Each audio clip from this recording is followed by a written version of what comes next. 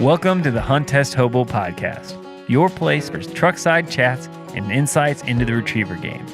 Whether you're just getting started or you're a seasoned handler, this podcast is another resource for tips, tricks, and insights from both the amateurs and professional trainers' perspectives. Each week, we'll dive into the nitty-gritty of retriever training, sharing stories of success, overcoming challenges, and forging stronger bonds with our dogs. This is the Hunt Test Hobo Podcast. I'm Chris Rudd, your host, fellow retriever enthusiast, and student of the game. Let's dive in. Welcome to Season 3 of the Hunt Test Hobo Podcast. I'm your host, Chris Rudd, and man, I am so glad to be on the mic again and doing some podcasts. It has been a great break. I have recorded another episode previously to this one that you guys are going to hear with Clark right after the crown, dissecting all of that, and it's going to be a great episode. And we filmed it pre-grand training, and I planned to release it at the end of Season 2, but I'm not going to lie. I got home, and while I was driving home from the Grand, I drove by one of my fields, and it had like 300 honkers in it, and that was the end of Season 2. There was no editing, no anything after that. It was just, we're hunting. And I had a great season. It was probably my best bird per hunt average. I only had 2 hunts. People are going to kill me for this. I hunted probably 25, 30 times. I had 2 hunts that I didn't get all my birds. It was unreal up here. This was the best. Now, I was much pickier. I did not hunt every day like I have in the past, but it was unbelievable. And for those that have seen on Facebook, I did shoot a bird, 2 birds actually, left-handed. All right, so for all those judges out there that give us a hard time for shooting with our right hand and shouldering to our left hand and saying it's not realistic, I've debunked that. I won't say if it was on the ground or not, maybe a finishing shot, but hey, brought it home. So anyway, when you're in a layout and they're on the other side, you got to get, you don't want to get up because you're too lazy. You got to figure it out. Anyway, I just want to get us rolling here for Season 3. Super excited for everything. Roll through our sponsors. We got our big sponsor that came back one more year for us, which is Purina Pro Plan. All going good. Love it. It's one of the best foods out there. So please check it out if you are looking for a competitive dog food to feed your retriever. And then our newest sponsor, huntemup.com. So if you guys are looking for great retriever supplies, Joe is the man. I've known Joe for a while. He runs local HRC tests around here, and over the last couple of years, he's been developing a really nice resource for retriever products. And I train alone a decent amount of time, not as much as I used to. Years gone back, I've actually have some friends now. Before I didn't. I had no friends. But I spent a week and a half getting all new wingers, or all my wingers re-ran, new wiring and half of them, new servos, all that good junk. And huntemup.com is where I got all that supply. So anything you need for your wingers, he's got everything there. So if you're looking for some more retriever supplies, getting those wingers all tuned up for the season, check out huntemup.com. Also want to make a good shout out to Dan and my good old courses, retrieverfoundations.com. Just released the new Upland course, and it has been really, really, really well received, which is good. Dan has gone for 400 consecutive not grand passes. That would be like ridiculous. No, 400 consecutive Upland passes, and he got another, I think, 12 this weekend at an Upland test. So if you're looking for the best Upland program, I have to say, it is the best. There is nothing better than that. It is so thorough. And, when you've went 400 consecutive passes, got to be doing something right. So we go through every detail. There's like 50 to 60 videos in that course. So it should help you get through the Upland. And if you're looking for puppy foundations or my course, The Amateur's Guide to Hunt Test Success, go to retrieverfoundations.com. All right. Well, today I'm really excited. I feel like every year I kick off a new season with a crown champion. Well, today we got multiple grand champion Ron Anderson. Ron, thanks for joining us again. Oh, thanks for having me, Chris. Looking forward to it. Appreciate you being invited back. Oh man, a lot of people reached out and said how great, our last episode was, and you've been having such tremendous success. I wanted to make sure I stole some ideas. I'm a student of the game and want to make sure that I'm learning as much as I can. So I figured it'd be a great time to just reconnect. And then we got Scott Arceneaux. So if you guys look at his name, I'm practicing his last name this whole time, and I screwed up Scott. Like, come on, man, what is wrong with me? Man, that is rough. Well, Scott, thanks for joining today, and I won't miss it now. But I really screwed that up. So, Scott, welcome, my friend. Thank you, Chris. Thank you. And Scott's joining us because we've had quite a few just conversations on the phone, and he's one of Ron's training partners. And Tyler, Bill, and Josh and I, my training group, we did a podcast many episodes ago just about how to do a good training group. So we're going to cover some of that as well. And Scott's had a lot of success in the game as well. So a lot of people know who Ron is because he's the world famous Ron. Scott, why don't you tell people who you are and kind of your background? Well, Chris, I got started and really got started because I moved to the area and got started in the dogs. And I was very fortunate to have a great mentor and a guy named Ken Johnson. And Ken was a pro. He started our Amite River Hunt Retriever Club, which we're going to celebrate our 40th year this year. And, cool. Got my first dog. The first thing I did when I got out of college, I got my first dog, paid $50 for him, and wanted to train him myself. And then I was new to this area. I found him and got to go through birds. He taught me a lot. He mentored me, continues to mentor me. And then he really kind of suggested another training group, and was actually a friend of ours, a mutual friend of Ron and I's guy named Chuck McCall. It was his dad, actually Bob McCall, and another gentleman named Mr. John Pritchard and Dennis Weber. And so they would train actually in their backyard, and which actually is where Chuck's kennels are now. And so Chuck and I we got introduced subsequently through a mutual friend. And then we started training together at our farm, and then we met Ron on a training day, and Ron, we went out there, and man, it's one of those things is that Ron and his family had a dairy farm and a beef cattle operation, and we met, and it was really kind of a part where, like most training groups, it's out of necessity. One's got land, one's got experience, and then I was the guy, like I said, I was the guy that's willing to buy the equipment, do whatever we needed to do, whatever we needed to have. So everybody brought something to the party, and so Chuck, Ron, and I all started probably over 30 years ago, and we all started with one dog crate in the back of our truck, and training on Saturdays and on the weekends, and there's 3 marks in a blind, and we put it together, and we grew from that, and and something we're really proud of is when we started, Chuck had a grand pass, but now Chuck's got over 70 grand champions. Ron's been a multiple crown champion. I've had grand champions. Now that I'm doing the field trial game and starting to have some success in the minor stakes, it's been really neat, and it's really kind of one of those things is when you find a group of people that are like-minded, and what's really interesting, Chris, is that I stopped and got out of the dogs. We really hit a pinnacle, probably all of us, about 2006.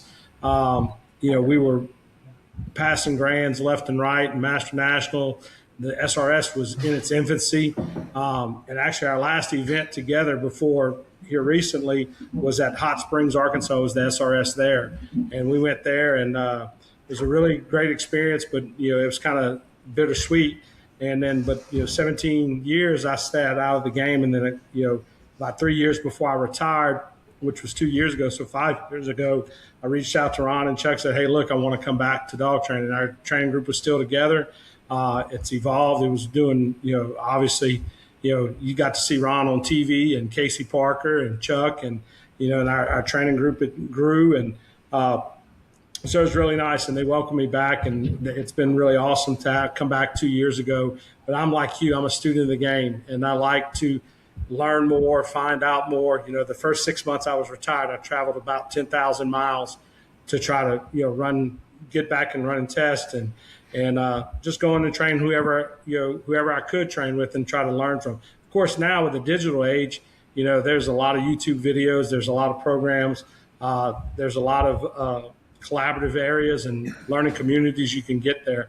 And so that's why I feel like, part just to kind of add in some of our conversations is why I think it's so important that these podcasts and I think the way in which you do this is that being a student game, it really encourages people to learn.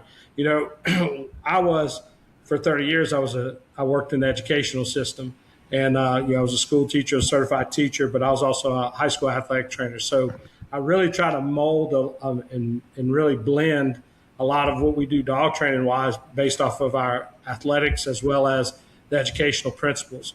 And and you and I have talked about some of the things that really kind of captured this really neat ideal and principles about how to meld all these things together to really be effective in dog training and really kind of shorten your curve. And when you do have a group like ours that has dogs that run field trials, dogs that run SRS Grand, the Master National, and running Hunt Test, that how you can establish a standard that every dog has success and every person in the group has success. And so that's something I think is really unique to our group, and I think it's really unique to us as a group because, like I said, I'd like to say we were the three amigos. We were probably early on, we were more like the three stooges.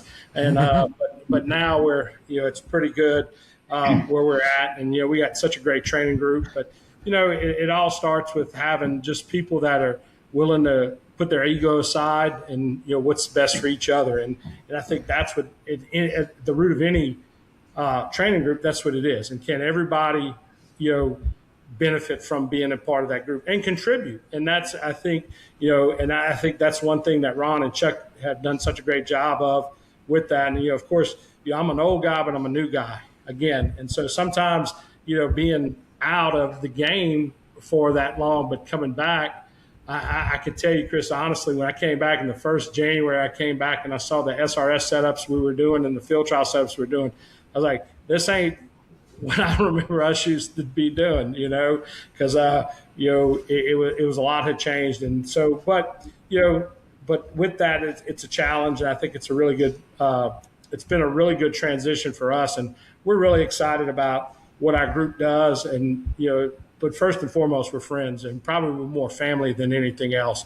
I would tell you, and I think our group would tell you, we kind of argue like brothers sometimes, but sometimes you have to push. Everybody brings something different to the table, and I think that's what helps our group tremendously. Yeah. Chuck's a big part of that. And Chuck's the old guy for sure. We'll definitely give him that distinction.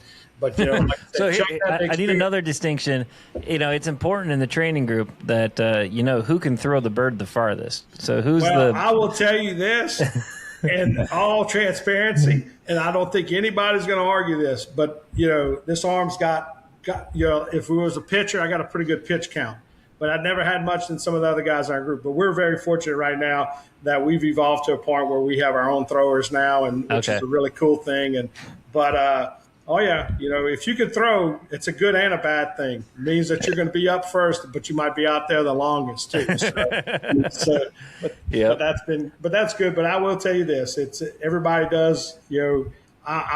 I've been very fortunate because Ron does a lot, as well as Chuck does a lot for everybody in the group, and and everybody's willing to help each other. And I know some other. I don't want to segue into some of the other things that I know you want to talk about tonight, so I'll kind of leave it right there. But like I said, I'm very, very proud too, though, Chris. I will tell you this, but I still continue to serve as an athletic trainer. But I was the state president of Louisiana's Athletic Trainer Association for the last 10 years of my career. Very, very proud of what we did for state policy and sports safety policy, and that's really kind of shaped me. But it's kind of why I like understanding that there's always the answer somewhere and with somebody else. And so that's why I always love your mantra about being a student of the game. And I think everybody, no matter what you do, you should become a student of whatever craft you're in and learn as much as you can about it. Yep. Awesome. Well, Ron, you've been really on a good winning streak, I'd have to say, or at least success streak. Not maybe. I mean, you've won. You won one recently, though, right? You won a couple weeks ago. I did. Won two. Rip and I have been on a pretty good tear since I think you and I last spoke in July, and I really didn't run anything until the Crown. So he won the amateur side of the Crown, and then also like followed it up. Like 2 weeks later, we came home and ran a field trial. He got second in an AM. 2 weeks after that, he got his first win. He and I did, and that was that gave him his AFC title. And then we ran another one before the end of the year. He got a second. And then another second, and then 2 weeks ago we were able to get another first in the AM at Acadiana. So nice. It's been a pretty good tear lately. So that qualifies you for the national, right? Correct. He's qualified for the national AM. Yes. Are you going to run it? Well, you wouldn't know the first and only national AM I ever qualify for is absolutely the furthest place it could be. So it's in Junction City, Oregon, and yes, I am planning on going. I thought you were going to say no. No, well, I said I wasn't. I said no, I'm not going to do it until he actually qualified. And then I'm like, okay. And then when I pulled up on my phone and it says, the guys, 1 day, 12 hours. I'm like, oh my goodness, that's driving. That's 36 hours. 36 hours, man. Holy cow! You better. And how long the event goes for? Like a week, right? It's like a total of a week. If you stay in, yes. I think it starts on a Saturday and ends on the following Saturday or Sunday. So yeah. Yes. And are you going to pre-grand train? And it's like in the middle of it's like a June, July? It normally? starts June the 13th. June the 13th. So Nice. my plan is I'm going to leave a week early and pre-national train with JD Babb and the Booyah Kennel Group in Montana, in Roanoke. Man, that's going to be beautiful. Which is where they summer. So Okay. Have you been to Montana or trained in Montana before? I never have, so it'll be a lot of firsts for me. So yes. Yeah, that's going to be cool. Looking forward to that. So yes. Yeah, that'll be awesome, man. That's beautiful out there. I hear. I just binge watched like all of Yellowstone. So I mean, I'm sure that's what everybody says, but like I'm just like, man, I got to go there at least once just to see Montana. But man, that's cool. I mean that. So is Rip the first ever like a dog to get all the titles that's been trained by an amateur? I believe and kind of coin a phrase that Scott uses, and I don't mean it arrogantly, but Rip is really kind of one of one right now. He's a special animal, and I'm very grateful to have him. But he's the only dog that I know I know he's the only dog that's carried the group of titles that he has. That he's an amateur field champion, 2-time amateur crown champion, SRS open champion, SRS AM champion, grand champion, and a master hunter. Yeah. So, man, that's. I did a podcast with John Robertson, who's also obviously a crown champion, and at that time Kate was the only dog that I knew of that had all the titles. Now she's QA2 and an AM. She had 1/4, but but to have all of that is just unreal. I mean that is, seriously, congratulations. Like that is unbelievable to have all that. And that's why one of the reasons I wanted to talk on, because when we talked last time, just correct me if I say anything that isn't right, but I believe it is, that, previously you guys would bring dogs up kind of going through the hunt test process, training hunt test, getting through whatever master or finish title, maybe running the grand, and then you would transition into more field trial work preparing for the SRS. Is that fair to say that's kind of how you did your first couple sets of dogs? That was how the first ones were done, and then actually we kind of worked in reverse with some, like say Smoke, for instance. Smoke came from a field trial home, and I. Oh, that's right. So he had, and so he kind of came from a field trial background as not an all age dog, of course, background, but some of the running qualifying and so forth, and then transitioned and learned the hunt test game to the SRS game and so forth. But traditionally, yes, before really kind of before him and I guess Boomer, it was through hunt test and then try to do some field trial stuff, SRS stuff, things like that. Yes. Yeah. But so, go ahead.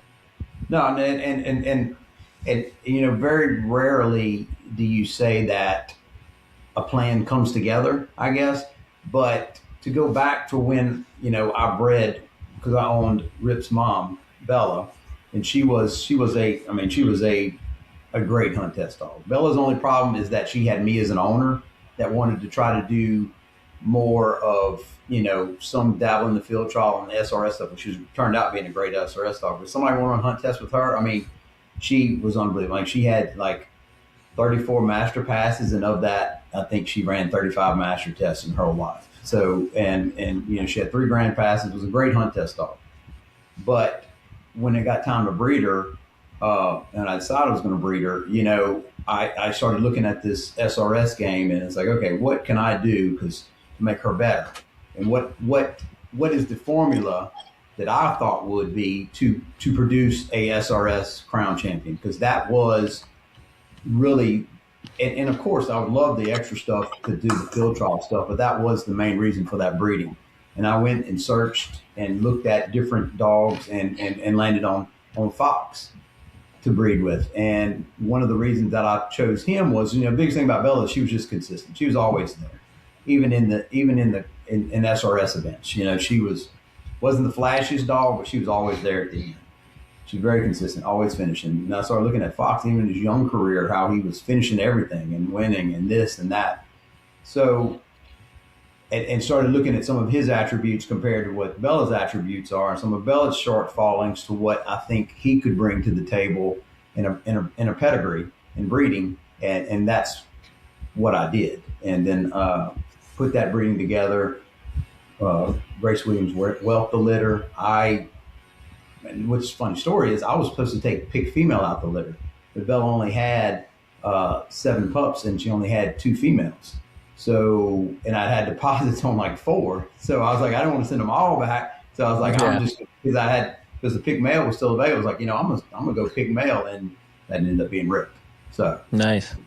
So when you were looking at Fox, did you talk to Lauren, or did you call other folks? How did you kind of figure out people? And to be quite honest with you, I went to Retriever Results and just saw his starts, his finishes.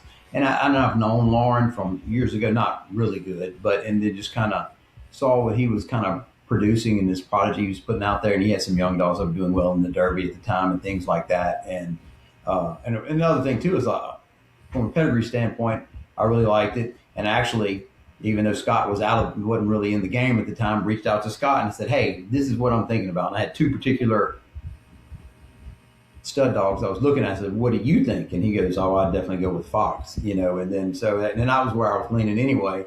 So put that together. And also, his looks played a lot. I liked the way he looked. He was a looking dog and strong, and what him and Lauren were accomplishing and continue to accomplish was admirable. So yeah.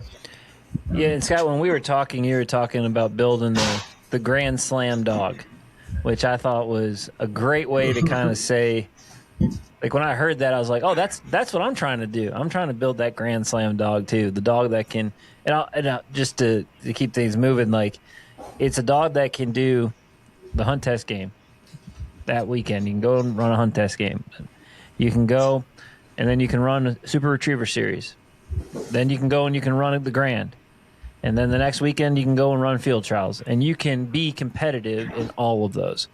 And I think that is something that I'm really striving for, is to build and to breed dogs that can really accomplish that. And I think that is kind of the new thing that everybody's trying to get at, is how do I build this well-rounded dog that can kind of get it? And that's what it's so encouraging and impressive to see Rip doing what he's doing, coming from, it sounds like his mom Bella was, she ran other things, but she was a hunt test dog through and through, being paired to that NFC and trying to put those 2 together to really get what you want. And then to see that, that's got to be just to be I put this pairing together.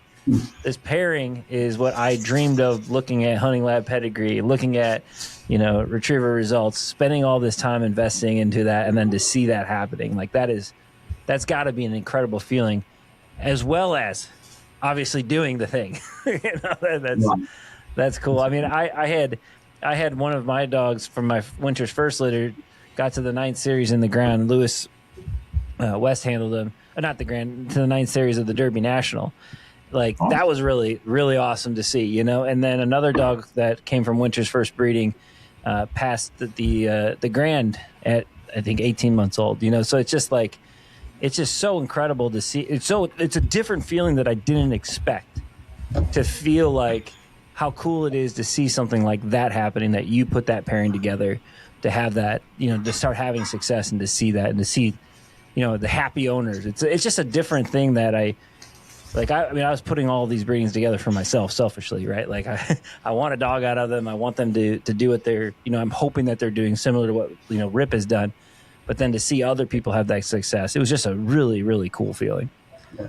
And I think, Chris, that's one thing too. I think we'd be very remiss if we don't talk about this as far as it goes with Ron. Ron, is, being a part of a agricultural community and being a cattle farmer and a rancher and understanding selective breeding in this process. That's, one thing that the Andersons have done tremendously, and not a lot of people know about this, is that a lot of dogs that Ron's had, he's produced. And, I got and really saw that, and we got, we did a lot of breedings under the White Oak name with the Kirby's that we have, friends of ours, and even Chuck too. If you go back and even go dig into Rip's pedigree, Bella's produced off of a dog that Chuck McCall had in our training group. And then Chuck produced Bella, which then, Chuck is always heavily involved in everything we do. We all do. That, Ron ran up my dogs, Chuck ran Ron's dogs, it always traded back and forth. But that was another thing about an advantage of being in a group that had people that were very like-minded. We're always looking to build better dogs. We talk often about Tyler Gunderson, and Tyler's dog Ziggy, and, Ziggy's a Rip puppy and off of a breeding of a female that I have a female off of, and it's the same thing. That dog, 3 generations of top and bottom, has been pretty much produced by Chuck and our training group, which is really cool. And I think that's what sometimes people lose, is that you have a lot of discussion about titles and understanding. Clark's got on here and talked about personality, because, also Toombs. Toombs is a product of Bailey, which is Casey Parker's dog, Bailey, which was bred to Stroker. And, and then we have Casey right now has a young dog that's off of Toombs and AJ. And, so the selective breeding process that people are starting to go through with the goal in mind about having this SRS caliber dog, it's long been, you can really draw parallels to it, but it's a little bit different. But, in horse racing, you have the Triple Crown, right? So a horse that can do this. Well, the SRS dogs are the retriever games is more like a decathlete. It's more like the Olympics. A decathlete athlete in the Olympics. He's got to be able to do a bunch of different disciplines and do them really, really well. And so you look at this Grand Slam type process, or this mindset that you have to have, and then you have to look at how do I build, or how do I even breed to try to even start to produce a well-rounded, very balanced type dog. And like we talked the other day about, you have a breeding with Winter that's going to be bred to Floyd. Well, you look at Ron bred to Fox, which is the NFC to, Grand Hunt Retriever Champion, which was Bella. You look right now, and we have several of those type breedings that are out there right now. It's you look at those, and then now, do we really catch lightning in a bottle? And if you really understand the genetics of these dogs, understand what you're trying to ask of them, I think you really stack the deck in your favor. And then but also you have to understand that what you're producing, it's going to be a 5-year process. It's not just getting a puppy and it's with that goal in mind. I think that's what's so unique, that often the conversations Ron and I have, and we have within our group. But then when Ron bred for Rip, he decided that he knew from that point that he was going to build this dog a certain way because of his experience in the field trial world, our experiences in the hunt test world. And so, but the real part of that is that just a process that can be done once and it's never going to be replicated. And so that's when we started this brick by brick process. And it starts with the breeding side of it, but then producing dogs that then can fit within a paradigms of a program or a process to be able to be built, to be able to build out, to be able to handle the things that we're going to ask them to do to be a high functioning dog within the SRS. I think that it's widely recognized as well as respected that these SRS dogs are really the really unique dogs in the world. And Chris, when the SRS started, and that was something that was pretty cool, is that the first year with the Great Outdoor Games, one of the guys I got to get mentored by and got to train with a bunch was Barry Lyons. And, and Barry was training with Skeet that summer and got to go train with him at Camp Beauregard several times, go drive up to Alexandria and spend the night and then get to train with him and Miss Becky. And kind of we didn't know what the SRS was, but the SRS for the very early years was really, really, really high-end hunt test dogs that were, they were, how did you place them? Who had the best grand dog? Who had the best master national dog? And you had that. Now it's evolved that if your dog is not, in my opinion, doesn't understand the field trial game and cannot function in it well, then, you're going to be that's a real key component in that. And I think Ron will back me up on that, but we see that. And so, so it's kind of a mindset of build it, don't buy it type process, especially for amateurs. Us amateurs don't have $30,000, $40,000 to buy or, to buy a washout or not even, let's not even call it washout. We call those dogs up for discussion now. But buy one of those dogs and then have the talent to be able to say, now we're going to train them to do these other things. There's people that are in this game in the SRS game that does such a tremendous job of that. And they have a program and they understand that. And I don't think anybody really does it as well as Lyle Steinman does it. And Lyle really understands. But, from an amateur standpoint, we got to build it, not buy it. Then you have to really kind of look and really do your homework and do your due diligence. And I think that's what's really cool. And I think that's another thing which makes this, we have this discussion about RIP, which is not just, this wasn't just a one shot, Ron threw the dice and, it landed on 12 and he was good.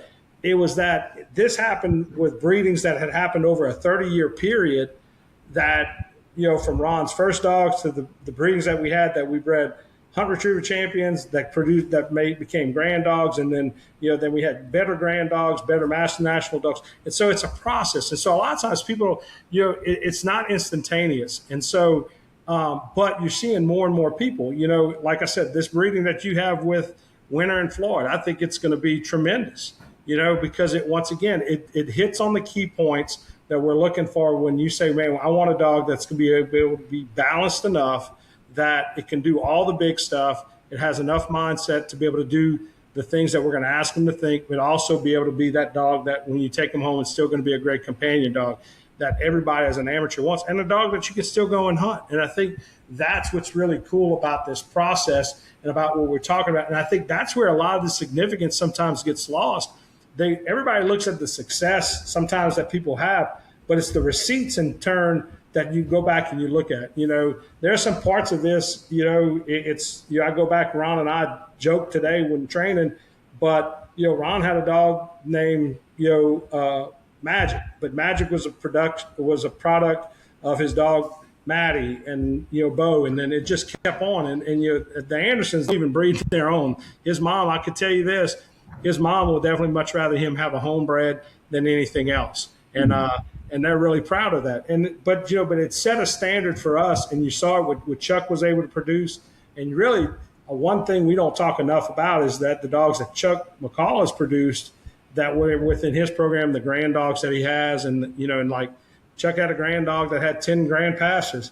6 grand passes and 4 master national passes. And we have quite a few of her progeny within our training group. And, and I think you see that with a lot of programs that people have dogs that they really liked and produced. You look at that. You look at, Stroker was off of Big Black Dude. And you look. So I think everybody kind of has something like that. But I think people are starting to recognize it a little bit more. And I think you're really capturing it. And I think you're starting to see that more and more and more. Yeah, absolutely. Well, let's dive into the brick by brick kind of process. And I want to just to keep things moving here. Ron, why did you make the switch? Like, And then what benefits did you see to training kind of the field trial route first? What I saw was the dogs that were winning and doing the best at the SRS were the dogs that literally could get the big bird. That was what it boiled down to. It's like these dogs that can be there at the end are the ones who can pull out that long retired, that long swim on that big water blind that other dogs handled with. To be quite honest with you, at the time, mainly the hunt test background dogs, because it was kind of new, because of the way they were brought up, really. So my thought process with Rip, granted, was like, okay, we're gonna build the foundation of the field trial first. So what I did with him, and along with other things, but what I did with him was everything started off with a white coat. Everything was singles off multiple guns, putting multiple throwers in the field, just getting them acclimated, finding the long gun. And so just kind of like the process of trying to build a field trial dog, how I thought you would. Granted, I'd never really done one before, but how I thought from what I'm talking to other people is like, okay, but also sprinkling in some other attributes of the hunt test game. Hey, throw the long mark in the field. Let's shoot at the line, kind of like a starter test when he was young. A little shot here, put little hidden gun here, slightly hidden gun. So that mix in some decoys. So and another thing I figured out about the that built into the crown or built into the SRS dog was not only that, was also two things: memory. So do things at a young age just to generate his memory. Like I remember with Rip throwing hand thrown triples and doing like what I call poor man marks. Just throw a mark, walk over from another station, throw another mark while he's sitting, and walk back to him and send him. Just building memory from a really young age, and also getting them, and also by doing that, well, I figure by throwing those marks, because one of the things I think is also a key component of having a good SRS dog is making a dog comfortable in uncomfortable situations. Because I think a lot of the SRS is putting these dogs in situations they're not comfortable in. They're put them in a dog cut over here, put them with these decoys and some electric calling every now and then, or asking them to handle stuff remotely, mark remotely, do things that aren't that are a little different for them. So I'm a big component of, if you do all that at a younger age with them, it becomes natural. And then it becomes also mixing in the hunt test stuff. Like, okay, say we've done field trial marks with this 8-month-old dog for 3 days now. Hey, let's mix in and shoot over them a little bit and mix that in. So that way it's not a transition, it's just normal for them. So that when you go through the course of an SRS, like, hey, it's hunt test, it's field trial, it's maybe a hybrid, it's maybe a hunt savvy. But if you mix that in their daily routine at a younger age, I think it becomes second nature to them. That it's just normal training. And that was kind of, now, did I do it purposely? Did I have that exact plan going in? No, but I kind of worked my way through it with him and saw like, hey, this makes sense. Let's do it this way. And then as he got a little older, I did focus on like, hey, I've never run a derby before. And he shows a little promise. Let's train for some derbies. So I ran him in 3 derbies and we finished 1, but I learned a ton about that. I'd run some qualifyings and a few amateurs with some of my other dogs, but never had run a derby. And I was like, and derbies are a lot of fun. And I think by someone, an amateur especially, stepping out and running some field trials makes you a better handler, gets you more prepared for the SRS game, because you're used to seeing those and you're training for it, but you're not intimidated by the test. You just focus. So, because I think a lot of the SRS game is won and lost by the handler being intimidated about what's going on. So if you kind of condition yourself to those long birds or even those busy hunt savvy things, breaking them down, that it makes it easier for you when you're thrown in that situation, and the dog. So you're not worried about the test, more so you're not worried about the mechanics, you're just worried about focusing on the actual getting the job done. So then kind of what I did with, and I guess the backup Rip's kind of flow was, I ran some derbies until he aged out. Well, at that point, he wasn't ready to run qualifying. So at that point, so after the age of 2, or a little bit before, because the time frame was, I started running Hunt Test. That's when I did some HRC stuff with him. He got his HRC stuff. I let Chuck took him and ran master tests with him and got that background going, while also, hey, we would train for those, but we were also mixing in the field trial stuff and the SRS stuff on a daily basis, on a weekly basis. It may be 3-to-1, 2-to-1, whatever it may be, some sort of ratio. I never really, until I slowly started focusing on fields, never really abandoned one thing. It was always a combination of working on some of that other games while training. And so then he was able to, get his HRC title and then HRCH title. And then I started running some Qs because he'd reached that level.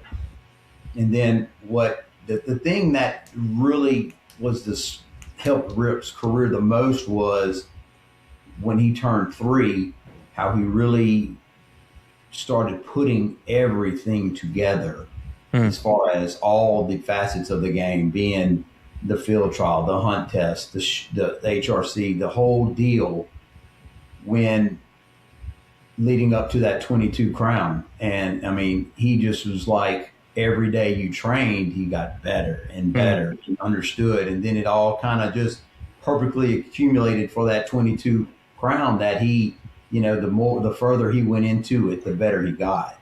And it surprised me.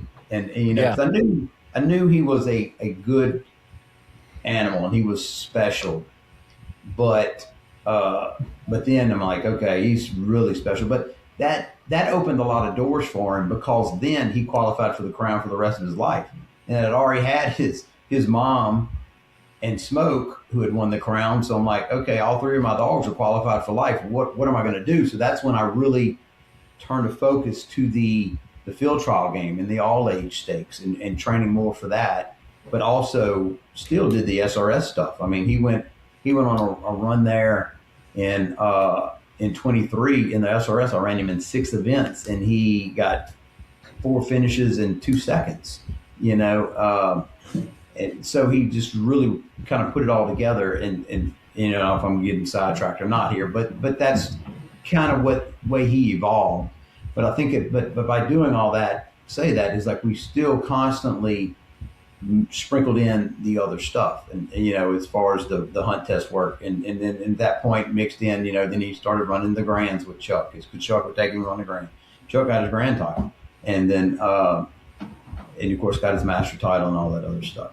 So, So there's a few things that are in this outline, Scott, that you sent me that Ron just kind of hinted on. I'd like to jump into a little more detail if that's cool. So one of them was, in part of your intro to Mark's, part, it says singles only. Then right after it says memory development, which seems contradictory looking at an outline, which I know it isn't. But I would love to unpack, because there's a lot of listeners who probably like, hey, this is my first, my second, maybe my third dog, and I need to, how do I develop memory? And personally, I think I made a mistake with this dog that I'm training now. I'm doing the field trial route with some hunt test stuff, but like 99% of the time I'm throwing singles. And I'm just now really starting to do more concept multiple, or more concepts and multiples, more complex multiples. And it's the first time in the dog's life that I'm like, wow, you're struggling. I'm like, this is not going well. And I think it's because all my other dogs have just naturally just got memory from doing little simple things that, I won't get into right now, walking off the line, coming right back, sending the dog. But for whatever reason, this dog has really struggled with this. So I'd love to just hear your process for, you talked about poor man's Marks, but like, what other things are you doing to really start to develop, memory in a young dog? You want me to take that one, Ron? Or it doesn't matter. Or I can give my 2 cents and you can. Well, actually, because one thing on what I finished a minute ago, other thing I think is really important, Chris, that they do with the young dog that I did with Rip a lot is swimming him a lot. Big swims, big white bumpers, swim it into the pond, fight the wind. Just doesn't look hard, but for a small dog is a big feat. And but to get with your memory thing, a lot of what I do and we do, and also I want to add too is like one thing that Scott has brought to the table in the last 2 years is the organization of what we do and having so much structure. Like we had structured training, but it wasn't like, like, okay, let's do an ABCD drill. All right, tomorrow we're going to work on KRDs. And then tomorrow, and then now we're going to run a multiple and we're going to do it longer time. So it was kind of, but now it's very structured. And I have to give Scott all the kind of credit for that, as much as I hate to do it. But as far as creating memory, what we do, I think a lot of, and Scott can add, what I do is starting with just doing like bird in the mouth singles. So you throw it, and I hope, and to explain if everybody understands that, it's like, your dog comes back from one single, while they're holding that bird, you throw another mark that hit the ground, take it from the dog, and then send. So you're starting creating and generating that way to run a double or what have you. And then another way to create some memory by is just doing what, if they're not really ready for those, like 1.5s, throw the mark. Then you have one in your hand, just toss one off to the side, maybe 15, 20 yards, pick it up and then come back, hey, remark, and then build from there and go from there as far as even made simpler doubles and then making them more complex and so forth. So one thing, Chris, that's really important, I think we do such a great job of is consistency creates reliability. All right. So you're consistent in what you're doing. And that's the one thing about Anderson is that he's pretty consistent, about what he does. And so, a lot, just kind of go backwards to go forward, so to speak, is that, a lot of this, what we're talking about came from just multiple conversations. And so for me as a teacher and as an athletic trainer, I'm so process minded. And so when I got back, it's such an overwhelming amount of information. How do you do this? And I have to have an order at how we're going to put things, not necessarily just, paint by numbers type of thing, but how do we structure these things? So when you talk about, so Ron talked about one thing that I think we got introduced to, and we have a really good, we have one of the best sports medicine retriever vets, is a guy named Justin Williams that we have. And, but Dr. Williams is a very good amateur field trial guy. And he stacks wins and points like you just don't know. But he really turned us on to this 1.5. And, and so doing 1.5 starts to teach him how to count, starts to break up the cadence of what we're doing. Another thing that we had, a guy that mentored a lot of us, and especially our field trial community people, is a guy named Rick Mock. And, Rick taught a lot about, he has a kind of a process that how he teaches doubles. And, and he throws these marks, and it's almost like pattern marks, so to speak. And then, another thing that we do is with young dogs is putting multiple guns in the field and doing singles off of multiple guns. We do walking singles, but then eventually they know that, hey, that stick man or that guy in white, something's good come from there. But then, you teach them to focus. But then when you want to start doubles, they can start seeing that, and it makes it a lot more comfortable. I think we had a lot of tendency, and I'll go back about this. We had a lot of tendency with our background as running HRC is that we hit guns and we threw things out in the field, out of wingers and out of stations where nobody was there and there was no motion. And it's kind of, that's how it's going to be in a hunt test.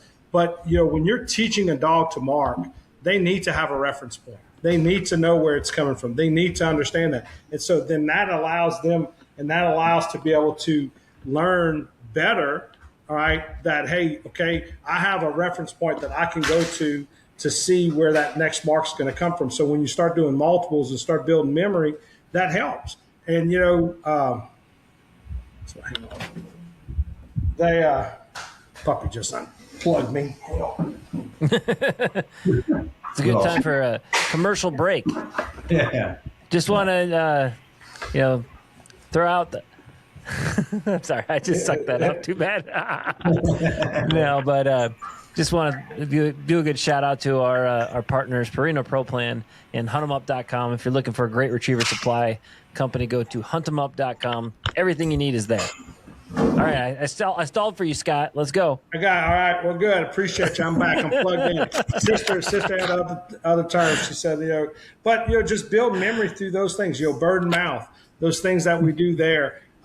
There's all just small things you can do. But Ron brought up a good point. A lot of times, people want to do things in big gulps and big cuts and this big macro stuff. We have to think small steps. And that's where that brick by brick mindset comes in, is that, you can build you can look at certain people and you could tell them, hey, look, we're going to build a building. And some people are looking at, they're just putting bricks on top of bricks. Some people see they're building a wall, but then some people see the bigger picture of what we're trying to do. And so I think that's really more important than anything, is that when we're going out to start to train these dogs to do these complex tasks, is what does it look, what are those small steps? So just like Ron talked about, doing the poor man marks off of multiple guns, doing 1.5s, being able to identify guns, being consistent, to me, is probably more important than with young dogs, and anything we teach dogs is to be able to do that, because that's where reliability comes in. And, and when you talk to any guy that really is worth their salt in dog training, is that consistency is the most important thing. If you got a high standard and you're consistent to it, that dog's going to elevate to that standard. So a lot of times I think I will not go out and throw multiples for dogs. We throw tons of singles. We throw tons of singles off of multiple guns. And then we'll do, and one of the things that we do, what we call 2x2x2s. And, where it's a double, or it's, or it's, 4 guns out in the field. We're going to throw 2 on one side, 2 on the other side. And we'll do those things, with 2 blinds with some of our dogs. And that becomes a deal where dogs start to get comfortable to be able to do the multiple aspect of it. And the memory starts to come because they start to understand, but it all comes from the visual cues that we're giving them in the field, and also the cues that we're giving them at the line, and the communication that they're getting. One thing Ron's really, he didn't touch on a bunch, but about getting involved in what I've really learned, and it pushes us all to kind of learn, especially that's out there. I think it's no secret of this, but when you get involved, we were very influenced early on in our training with the total marking part by Mike Lardy, but that really helped us to really start to understand marking. Sometimes people are too concerned with testing than training. And so, it's going to look like this when I go to the weekend hunt test, and so I have to throw these marks out these wingers. I don't think you have to do that. I think you have to make sure things are very clear for dogs. And then as you're trying to build memory, when they have clarity, it's going to be easy to teach memory because they're going to be comfortable. And then what you're going to ask them to do, okay, hey, remember that bird was over there. And I think that makes it a lot easier. Yeah. All good stuff. Anything to add to that, Ron? Well, and just to add what Scott said about training as opposed to testing, which is something I kind of used to do more of, and now as a group that Chuck and I have figured out, and everybody involved, is like for instance, like the Crown, like the last series of the Crown, it was if I remember correctly, it was a delayed 1, 2, 3 quint. 5 birds. 5 birds, and we've never thrown 5 birds in training, but we do 2, run a blind, pick up 1, maybe throw 2 more, so we've done a combination of it, but never do we go out and say, okay, today's the day we're going to throw our quint, we're going to throw 3, no off 1, run a blind, come back, throw 2 more. Never do that.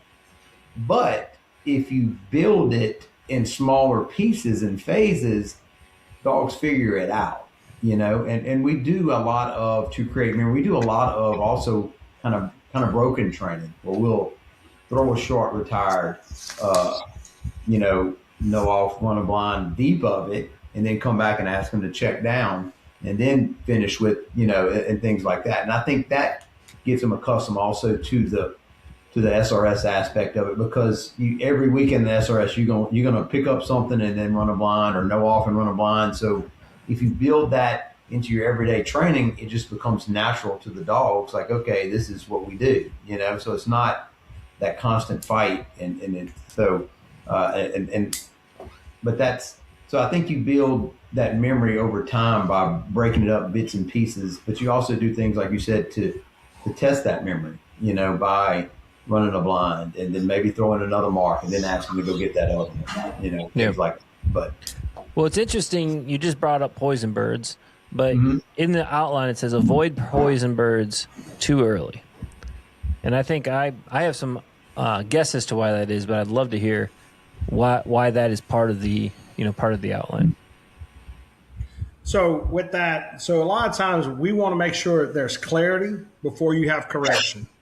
Okay, so poison birds are really, really tough. It's an advanced concept. So you have to have clarity before you can have correction. All right, so we want dogs to be very clear on what we're doing and what we're expecting them to do. That's where, like we have we started doing a lot of KRD drills, and KRDs are key relationship drills to guns. Where you run, you can do, you could throw a mark and run a blind, and everybody has a variation of it. And then we have one where we teach poison birds, but we do it where it becomes very, very clear. I think the way in which a lot of times when people think poison birds, people have a tendency sometimes, and this is where it's real easy in dog training to create problems, is that we try to teach by failure. Is that, we're going to let them go get it. If they go get it, then they're going to get punished. And then they're going to know that they got punished.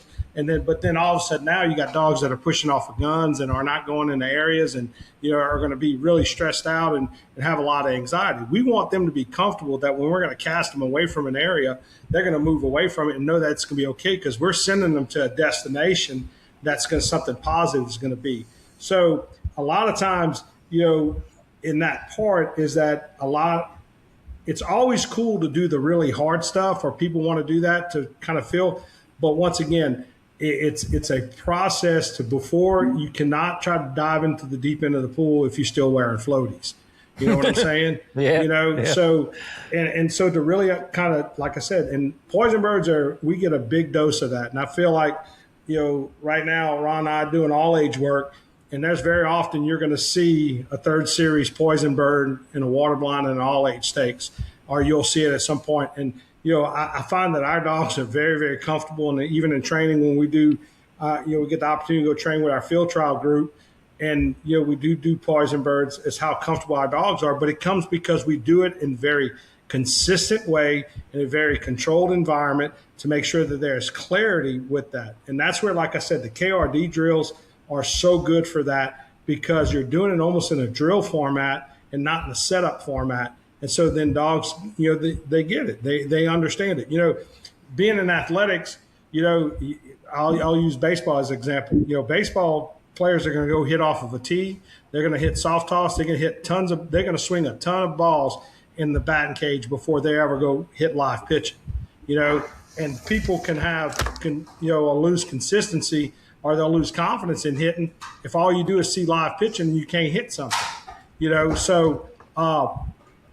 So it's kind of the same process. If I want them to be confident, then I need to do it in a way that I can teach them confidence, and we can make sure it's very, very clear to them. And so that's, poison birds are a tricky thing. But once again, you have to teach it in a way that there's, they're comfortable with it. We don't want them to have anxiety about it. We want them to be, and it is. And like I said, Chris, it goes back to just being consistent in what you're doing and teaching young dogs, or teaching these dogs this advanced stuff. We have to do it in a controlled environment, not in a testing environment. And I think that's one of the things that I think we do a really good job of in our group.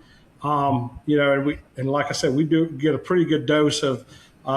We did KRDs this week. We have a 7-phase, what we call a 7-phase KRD drill that we're still building. That we do a lot of things in prep to the SRS to be able to do these drills to give our dogs, and not only for our dogs, but for handlers.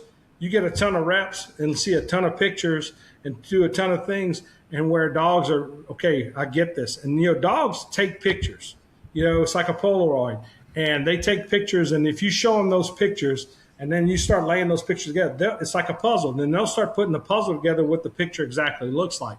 And so that's why it's so important that we do it in small parts And like I said, it's a brick by brick process. And, you know, you don't want to sit there and just try to do too much at one time. And I think that's a big failure that a lot of people make. And, you know, and like I said, Ron really captured something. And now it's just a part of us trying to put it together. Because one of the things, Chris, we want to do is we want to be able to replicate it. We don't want this to be a one-time only thing. I think this is kind of we're on a precipice of a thing that are an opportunity that we saw the SRS evolve, and it evolved in the retriever game. I think this process now, you're going to start seeing people are now breeding dogs specifically for the SRS. And then, you know, and now we're starting to look at that training part. And, you know, for an amateur, and like I said, a lot of times we talk about this from an amateur standpoint, is that you can build a dog, but now you got to be willing to give up 5 years. You know, we have puppies right now, and we have a crew of dogs that we're validating a lot of this process, and it works. And, you know, and where we can see dogs that can have success in every avenue that they're doing, and they can transition. You know, it's neat to see a dog go run a derby, then come back and run a finish test the next weekend and be comfortable and pass and look like, you know, not look like there was a comment somebody made, well, those dogs don't look like field trial dogs. And I don't necessarily know what that means or what that, you know, I know it was meant as a compliment, but where you can go in that you have marks that at 200 and 300 yards. They said that at the finish test. Yeah. Correct. Yeah. Okay. I was trying to figure out which way you meant by that. Yeah. And I think that's a neat thing, but that's where our dogs are comfortable because, you know, like Ron, he coins this phrase and he really drives it home in training, is making our dogs comfortable with being uncomfortable. And no matter what the situation, where we put, and that goes on how we communicate. But once again, it's consistency in what you're doing, and then it's be able to do those things. And it's not to be robotic or mundane or repetitive.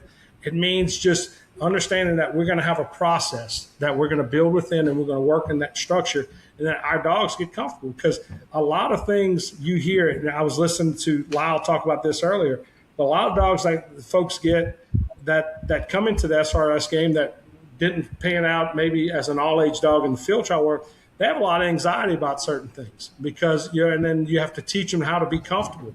And that's a big thing. You know, Clark talks about that. You know, you and Clark talk a lot about that, about the mental aspect of these dogs.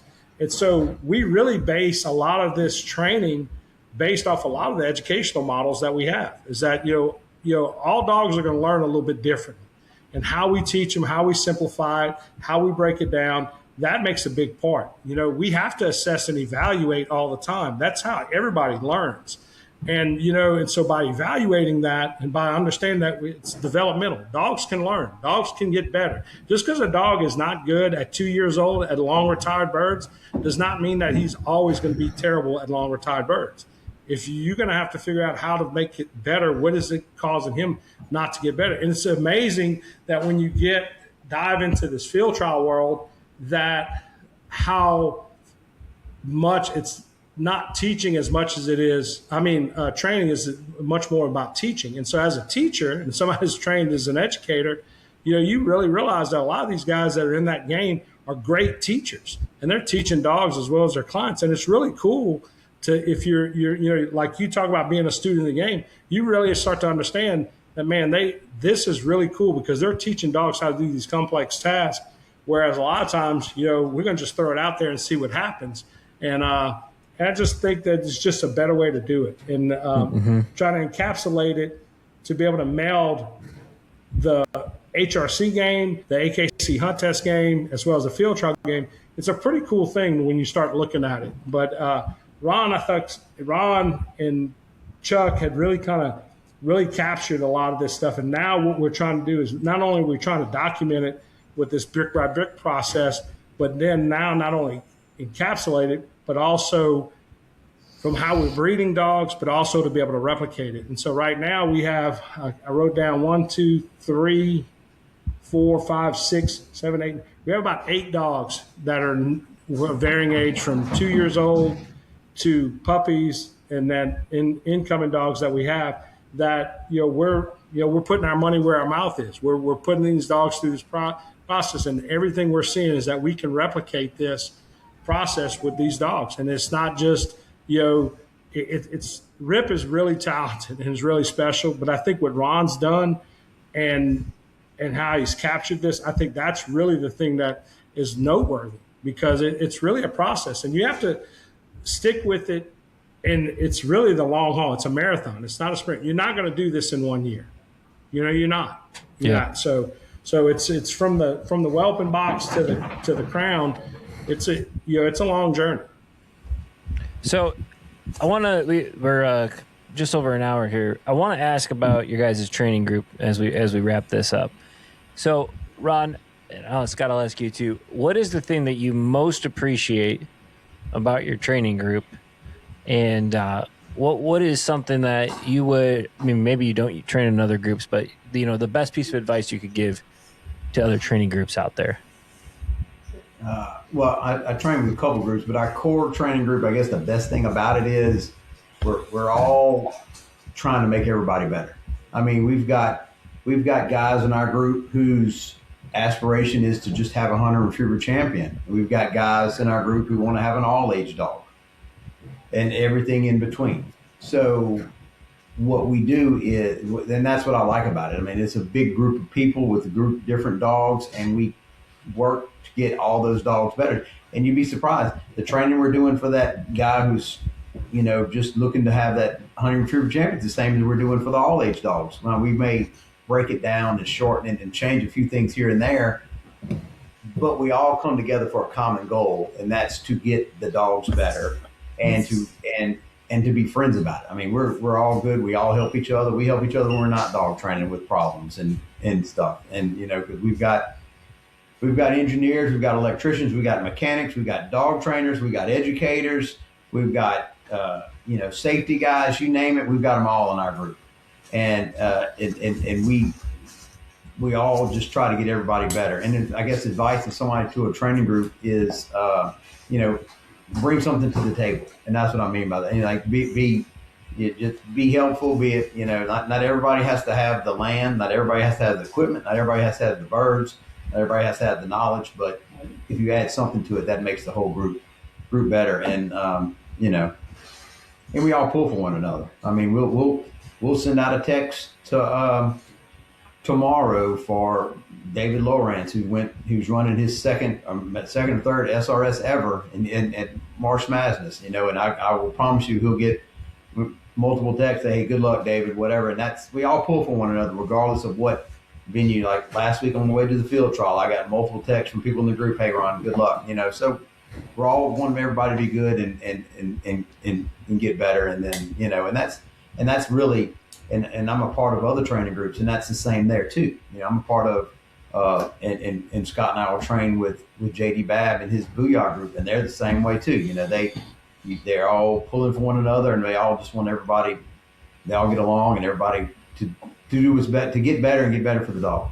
So. Yeah. Booyah, that's pretty good. I hadn't heard that yet. And so, Chris, and that's like Ron, Mr. David Lawrence. David, he's got grand dogs and he's past grand, but he got fourth in his second SRS or something like that. Yeah. Yeah, he got fourth. Yeah. And what happens is that you get inspired by people, and it's really the call that we have is to impact each other. And I think that's what's really cool about this is that we impact each other. We push each other to get better. And, and it doesn't matter what the goal. We just want everybody to be the best that they can be in this situation. But it's impacting. Ron's real inspirational. We tell him that all the time. Of course, he's extremely humble. Chuck is too. And, Chuck's got such a vast knowledge. And like I said earlier, when we started out, Ron and I each had an HR dog. Chuck had a finished dog that had one grand pass. And, like Chuck, we talked the other day, Chuck's got 70 plus grand champions, 200, close to 200 grand passes now. Ron's got 4 crown championships, got 20 something all age points now, field trial wins.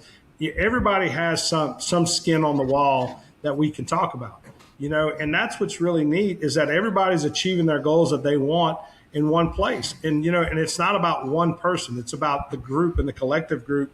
And that's what's really unique. And, it's everybody's got to realize that you have something to give and no matter what it is. But if you're there and it's just about you, then it's going to be really tough. Ron and I'll tell you this to be fully transparent. Ron and I were both in the spillway running South Louisiana field trial, and then there's a tree out in that and this was a defining moment I feel in our group and our friendship. And this was probably 19 and this was 2000.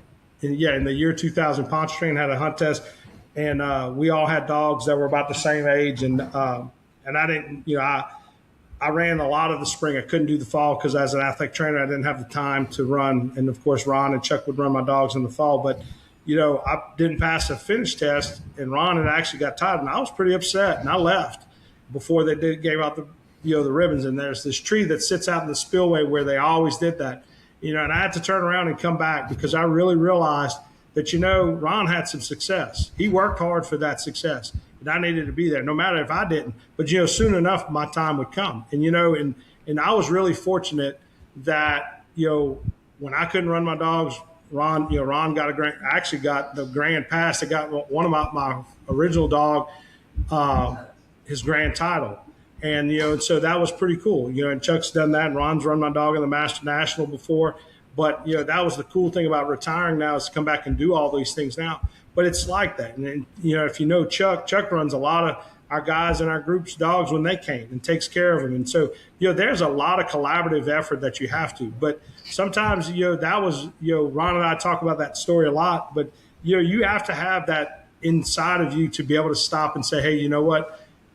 I'm going to have my day. I got to put my work in, and we got to do that. We got a guy in our group that trains every day that has never passed a finish test, never even ran a finish test, but that we're all pulling for him to be able to be there. But he works and he puts the work in, and he's going to have that success. So it's really about looking at what can we do for each other and how can we help each other be successful. And we do a lot of feedback and a lot of mentoring, and it's really nice. But it's really cool when you get to train with guys like Chuck McCall and Ron Anderson every day, and it's really nice to know where we started at and where they're at and the success that they have, because we all cheer for that. It's pretty cool.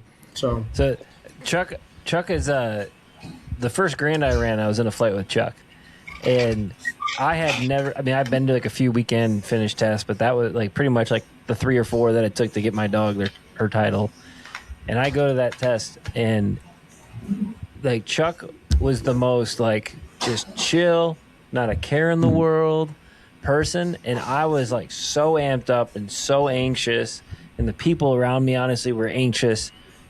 And I'll never forget watching him walk up to the bird that nobody could see and just be calm about it, line up the dog, poke the dog out there, and all his dogs picked up that bird. And it really stuck with me just how important just poise and I'm assuming it's just do what you do, get out there, do the things you practiced, and just let it happen.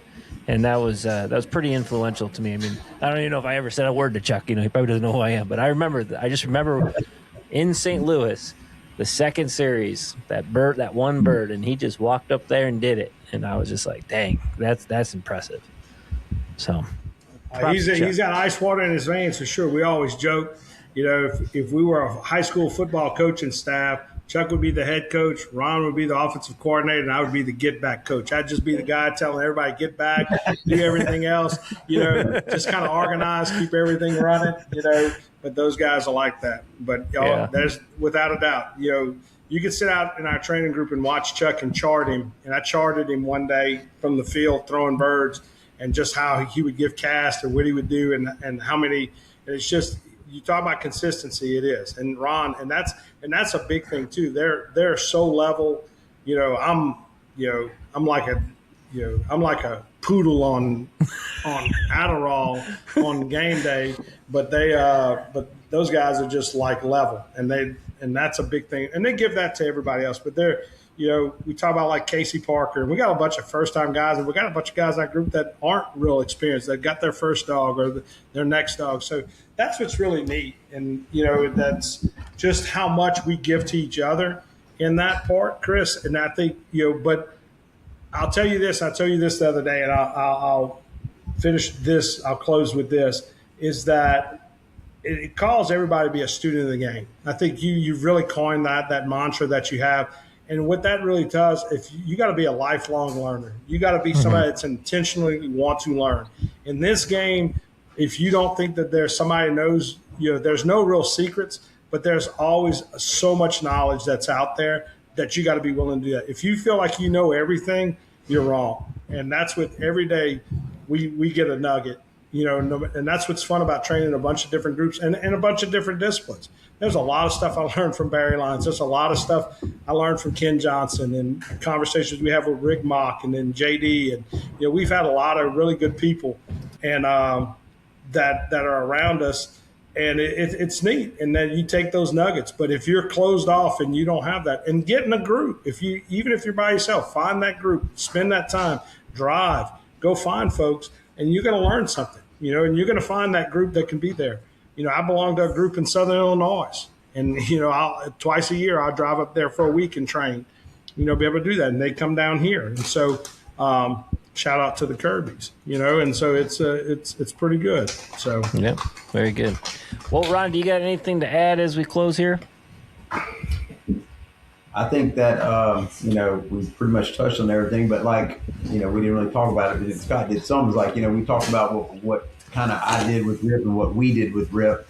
But like I said, we are regenerating that. And Scott won't talk about it, but that his dog True. And then she's a product of it. And it's really interesting to see how it's going to turn out. And you got True, and you got Mark Polke's dogs, that's Chuck has, and Booty and Kaya, and the other ones that are all that same age that, I think it's Shooter and Sable, and all those dogs are all just over 2, and they've kind of been brought up and are still going through this process where we do. And, one thing we didn't touch on is that we do a lot of, once they get advances, do a lot of hybrid training where we do have hidden guns and field trial marks in the field at the same time. So I think all that, so we do a lot of that. And I think it's going to be interesting to see how the next, couple years pan out, because I'm really, like Scott said, I'm really excited about the dogs we have coming up. Absolutely. Sounds great, man. Well, both Ron and Scott, thanks for joining us for another episode, man. It's good, and I hope to meet you guys both in person here real soon. I mean, I'm sure I'm going to run into Ron somewhere at an SRS someday when I start running those again. But man, it's been just an enjoyable time. And before I close, I want to thank our sponsors: RetrieverFoundations.com, Purina Pro Plan, and huntemup.com. So if you all are looking for great hunting supply or great dog training supplies or hunting, he's got like cameras, trail cameras, all that good stuff. Check out huntemup.com. If you're looking for a great puppy course, check out Dan Erke's puppy course on retrieverfoundations.com. Thanks, guys. Thank you. Thank you, Chris.